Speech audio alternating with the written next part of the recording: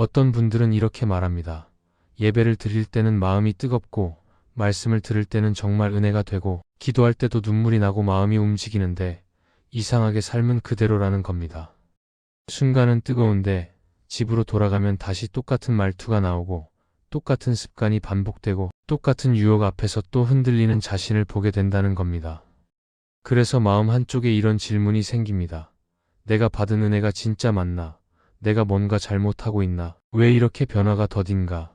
이런 생각들이 자꾸 따라옵니다. 그런데 이 질문이 생긴다는 것 자체가 사실 중요한 출발점이 될 수 있습니다.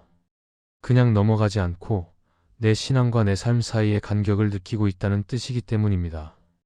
영적인 뜨거움은 분명 하나님이 주시는 은혜일 수 있습니다. 하지만 뜨거움이 있다고 해서 자동으로 삶이 바뀌는 것은 아닐 때가 있습니다. 그리고 그 이유는 의지가 약해서가 아니라 변화가 일어나는 길을 놓치고 있을 수 있기 때문입니다. 오늘은 영적으로 뜨거운데 삶이 바뀌지 않는 4가지 이유를 함께 살펴보려고 합니다. 첫째, 뜨거움이 마음에만 머물고 생활의 습관으로 내려오지 못할 수 있습니다. 예배 시간에는 마음이 뜨거운데 삶은 그대로인 경우가 있습니다. 말씀을 들을 때는 고개가 끄덕여지고 찬양을 부를 때는 마음이 움직이고 기도할 때는 눈물도 나는데 집으로 돌아가면 다시 예전과 똑같은 패턴이 시작되는 것입니다. 말투도 그대로이고 시간 쓰는 방식도 그대로이고 화가 올라올 때 반응하는 방식도 그대로이고 유혹 앞에서 무너지는 자리도 그대로입니다. 그래서 사람은 혼란스러워집니다. 분명 은혜를 받았는데 왜 이렇게 달라지지 않나? 내가 받은 감동이 진짜였나? 그런데 이 상황은 이상한 일이 아닐 수 있습니다. 뜨거움이 거짓이라서가 아니라 뜨거움이 아직 습관으로 내려오지 못했기 때문입니다. 마음의 뜨거움은 시작점입니다. 변화는 그 뜨거움이 삶의 루틴으로 옮겨갈 때 만들어집니다. 그런데 우리는 종종 마음이 뜨거워진 순간을 변화로 착각합니다. 그날 마음이 울리고 결단을 하고 내 안에 뭔가 큰 일이 일어난 것 같으면 이제는 자동으로 달라질 것이라고 기대하는 것입니다. 하지만 삶은 자동으로 바뀌지 않습니다. 왜냐하면 삶은 대부분 습관으로 움직이기 때문입니다. 마음이 움직이는 것은 순간이지만 습관은 오랜 시간 쌓인 길입니다. 그래서 뜨거움이 아무리 커도 습관의 길이 바뀌지 않으면 내 몸과 시간은 여전히 예전 길로 돌아가게 됩니다. 마음은 새로워졌는데 발걸음은 옛 길로 걷는 모습이 되는 것입니다. 야고보서 1장은 말씀을 듣기만 하고 행하지 않으면 자신을 속이는 것이라고 말합니다. 이 말은 우리를 정죄하려는 말이 아니라 변화가 일어나는 원리를 알려주는 말입니다. 듣는 것으로 끝나면 마음은 순간적으로 흔들릴 수 있지만 삶의 방향은 바뀌지 않습니다. 그러니 변화의 핵심은 감동을 더 크게 만드는 것이 아니라 감동이 지나간 자리에서 작은 행동 하나를 붙드는 것입니다. 예배를 드렸으면 그 예배가 끝난 뒤에 내 삶에서 무엇 하나가 달라져야 합니다. 거창한 것이 아니라 작아도 됩니다. 말 한마디를 조금 더 부드럽게 하는 것, 가족에게 먼저 다가가 미안하다고 말하는 것, 오늘 하루 휴대폰을 내려놓고 말씀 한 장을 붙드는 것, 이런 작은 선택이 습관의 방향을 바꿉니다. 우리는 습관을 너무 가볍게 봅니다. 하지만 습관은 영성의 모양을 결정합니다.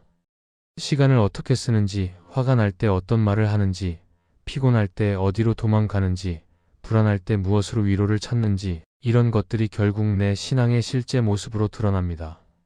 그래서 뜨거움이 습관으로 내려오지 못하면 예배는 뜨거운데 삶은 차갑다는 느낌이 생깁니다.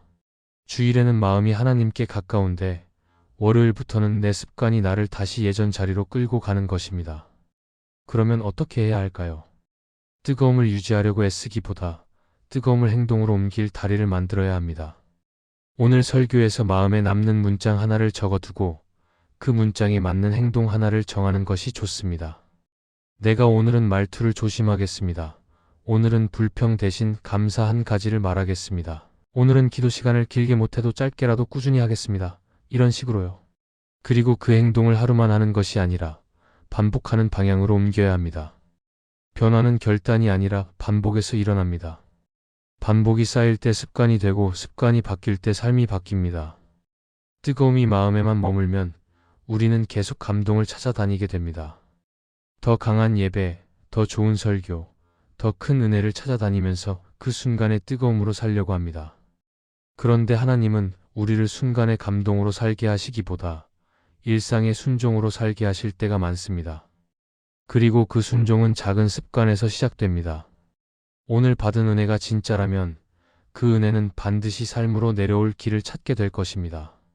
그러니 오늘은 더 뜨거워지려고 애쓰기보다 내 생활 속에서 한 가지 습관을 바꾸는 쪽으로 발걸음을 옮기면 좋겠습니다. 그 한 걸음이 모여 어느 날 삶 전체가 달라져 있는 것을 보게 될 것입니다. 둘째, 죄와 싸우는 방식이 감정에 의존하면 감정이 식는 날 바로 무너집니다. 영적으로 뜨거운데 삶이 바뀌지 않는 이유 중 하나는 죄와 싸우는 힘을 감정에서만 끌어오려고 하기 때문입니다. 예배 시간에는 마음이 뜨겁고 죄가 미워지고 다시는 그러지 않겠다는 결심이 강하게 올라옵니다. 그 순간에는 정말 가능할 것처럼 느껴집니다. 그런데 문제는 그 뜨거움이 사라지는 날입니다. 월요일이 오고 피곤한 날이 오고 마음이 무뎌지는 순간이 오면 그때는 결심의 힘이 갑자기 약해집니다. 결국 우리는 같은 자리에서 다시 넘어지고 다시 자책하고 다시 뜨거운 감정을 찾으려고 반복합니다. 그러다 보면 신앙은 성장이라기보다 감정의 롤러코스터가 되기 쉽습니다. 감정은 하나님이 주시는 소중한 선물일 수 있지만 감정은 항상 일정하지 않습니다. 몸 상태에 따라 달라지고 수면과 스트레스에 따라 달라지고 사람과의 관계에 따라 달라집니다. 그래서 죄와 싸움의 중심을 감정에 두면 감정이 올라오는 날만 이기고 감정이 식는 날은 쉽게 무너집니다. 이게 딱 반복되면 사람은 자기 신앙을 의심하게 됩니다. 나는 진짜 변화될 수 없는 사람인가? 나는 은혜를 받아도 왜 이 모양인가? 이렇게요. 그런데 이건 변화가 불가능해서가 아니라 싸우는 방식이 감정 중심으로 설계되어 있기 때문일 수 있습니다. 로마서 7장에서 바울은 선을 행하고 싶은 마음이 있는데도 죄가 자꾸 자신을 끌고 간다고 고백합니다. 이 고백은 바울이 약한 사람이어서가 아니라 죄의 힘이 얼마나 집요한지를 보여줍니다. 그리고 그 고백이 우리에게 주는 위로는 이것입니다. 넘어짐이 있다고 해서 은혜가 가짜가 되는 것이 아니라 싸움이 있다는 것 자체가 이미 하나님을 향해 가고 있다는 신호일 수 있다는 것입니다. 다만 그 싸움을 감정의 힘으로만 하지 말고 더 지속되는 방식으로 옮겨가야 합니다. 그 지속되는 방식은 무엇일까요? 먼저 죄를 미워하는 감정만으로 끝내지 말고 죄가 들어오는 통로를 실제로 끊는 것이 필요합니다. 감정이 뜨거울 때는 죄가 싫어 보이지만 피곤할 때는 그 죄가 위로처럼 보이기도 합니다. 그래서 감정이 아니라 구조를 바꾸어야 합니다. 유혹이 강하게 찾아오는 시간대가 있다면 그 시간의 루틴을 바꾸어야 하고 특정한 사람이나 공간에서 무너진다면 그 환경을 조정해야 합니다. 휴대폰이 통로라면 화면을 정리하고 관계가 통로라면 경계를 세우고 밤이 통로라면 잠을 앞당기는 것처럼 죄와 싸움은 마음만이 아니라 생활 전체에서 실제로 설계되어야 합니다. 또 하나 중요한 것은 감정이 식는 날을 미리 준비하는 것입니다. 죄는 대개 힘이 빠진 날, 외로운 날, 억울한 날, 지친 날 찾아옵니다. 그러니 뜨거운 날에만 결심하지 말고 무너지는 날에 패턴을 정직하게 적어보는 것이 도움이 됩니다.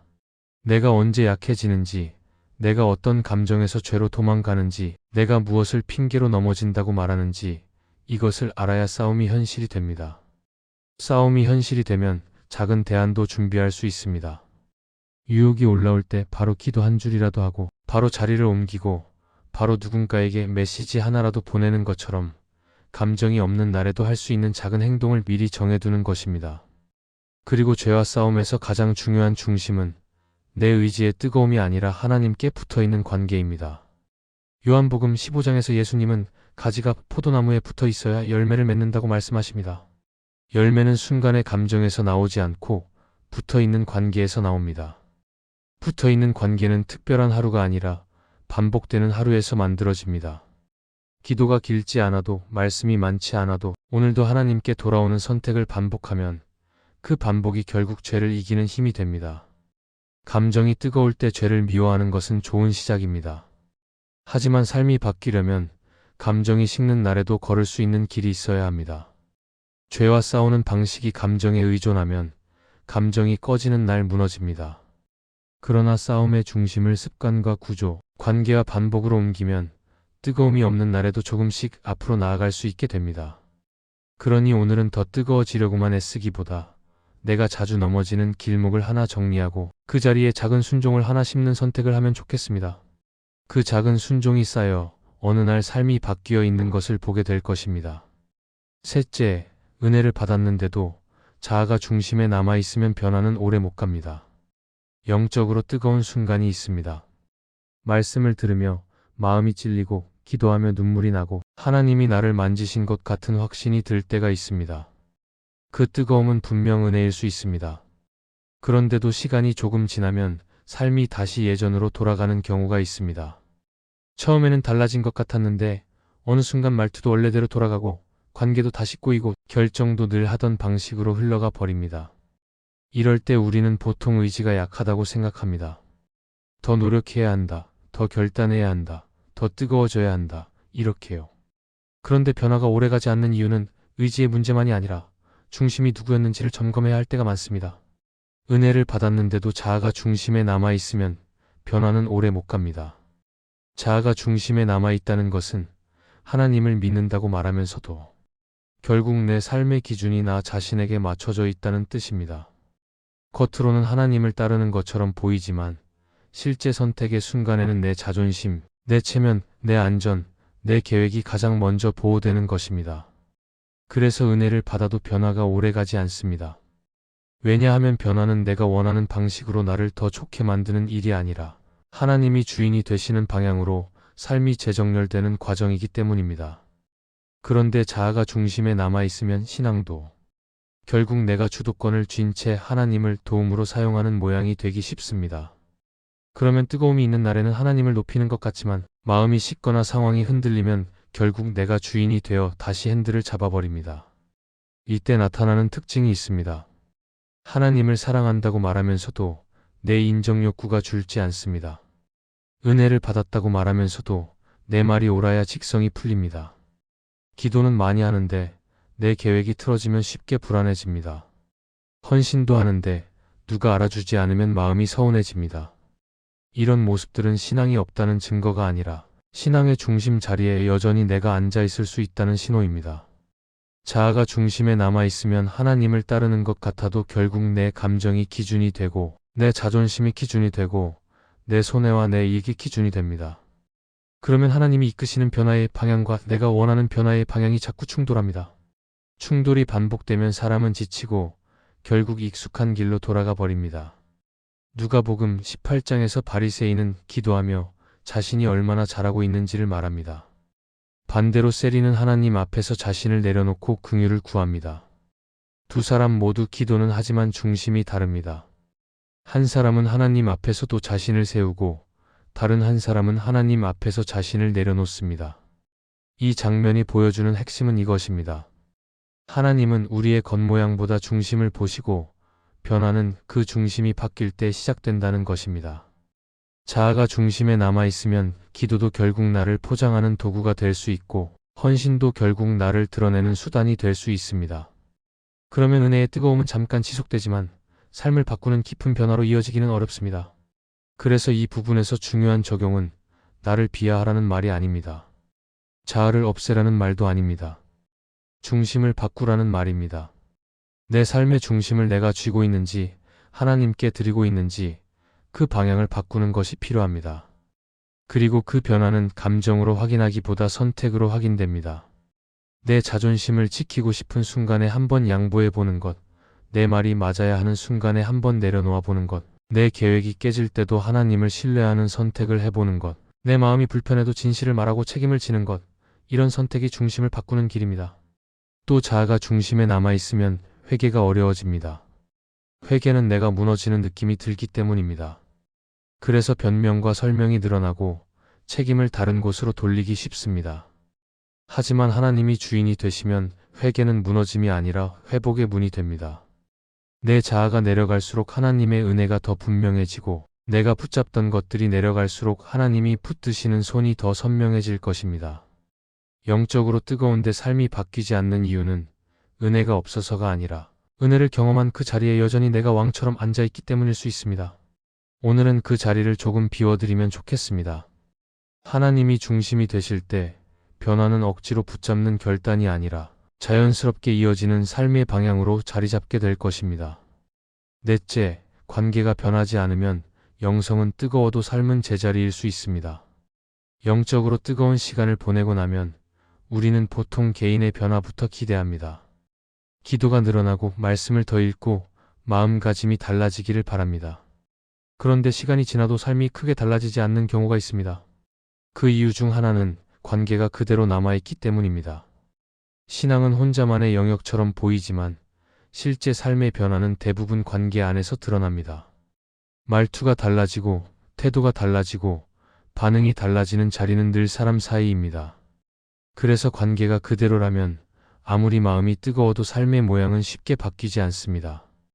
은혜를 받았다고 말하면서도 여전히 같은 방식으로 말하고 같은 방식으로 판단하고 같은 방식으로 상처를 주고 있다면 그 뜨거움은 아직 관계까지 내려오지 못한 것일 수 있습니다. 예배당에서는 하나님을 사랑한다고 고백하지만 집에 돌아가면 가장 가까운 사람에게 가장 날카로운 말을 던지는 모습이 반복될 수 있습니다. 신앙은 깊어졌다고 느끼는데 관계에서는 여전히 자기 방어가 먼저 나오고 이해보다 판단이 앞서고 양보보다 정당화가 많아질 수 있습니다. 이런 상태가 오래 지속되면 사람은 혼란스러워집니다. 분명 은혜를 받았는데 왜 삶이 안 바뀌는지, 왜 관계는 그대로인지 스스로에게 묻게 됩니다. 관계가 변하지 않는 이유는 관계가 신앙의 핵심이라는 사실을 놓치기 때문일 수 있습니다. 하나님과의 관계만 깊어지면 나머지는 자연히 따라올 것이라 기대하지만 하나님은 종종 사람 사이에서 우리의 신앙을 드러내십니다. 용서, 인내, 경청, 책임, 화해 같은 것들은 혼자 있을 때 연습되지 않습니다. 관계 안에 들어가야 비로소 드러나고 그 자리에서 선택해야 실제 변화가 일어납니다. 그래서 관계가 그대로라면 영성은 뜨거워도 삶은 계속 같은 자리에서 맴돌게 됩니다. 팀 켈러는 그의 책 기도에서 이렇게 말합니다. 하나님과의 진짜 만남은 반드시 사람을 향한 태도를 바꾸기 시작한다. 이 말은 매우 현실적입니다.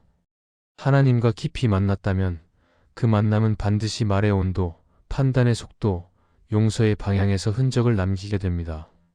그런데 신앙이 개인의 감동에만 머물면 관계는 그대로 두고 나만 충만해지려는 방향으로 흐르기 쉽습니다. 그러면 영성은 깊어진 것처럼 느껴지지만 주변 사람들은 점점 더 멀어지고 관계는 오히려 더 어려워질 수 있습니다. 관계가 변하지 않을 때 나타나는 또 하나의 특징은 신앙이 나를 더 예민한 사람으로 만드는 것처럼 보인다는 점입니다. 옳고 그름에 더 민감해지고 기준은 분명해졌는데 그 기준이 사람을 세우기보다 눌러버리는 방식으로 사용됩니다.